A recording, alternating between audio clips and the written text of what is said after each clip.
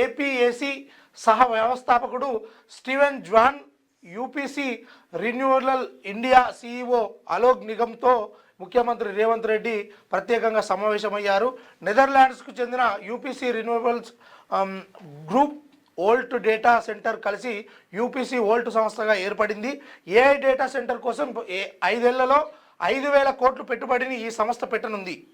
అంతేకాకుండా ఈ డేటా సెంటర్కు అవసరమైన విద్యుత్ సరఫరాకు 100 మెగావాట్ల సామర్థ్యంతో ప్రత్యేక పునరుత్పాదక విద్యుత్ ప్లాంట్ ఏర్పాటు చేయనుంది. ప్రాజెక్టు నిర్మాణ దశలోనే 3,000 మందికి పైగా ప్రత్యక్షంగా పరోక్షంగా ఉద్యోగాలు లభించనున్నాయి. డేటా సెంటర్ ప్రారంభమయ్యాక మరో 800 మందికి ఉద్యోగ అవకాశాలు కల్పించనున్నట్టు ఆ కంపెనీ ప్రకటించింది. ఈ సందర్భంగా సీఎం మాట్లాడుతూ ఇది విజన్ 2040 నాటికి సంబంధించినటువంటి అంశంలో భాగంగానే ఇవన్నీ మనం పెట్టుబడులు తెస్తూ ఉన్నాము.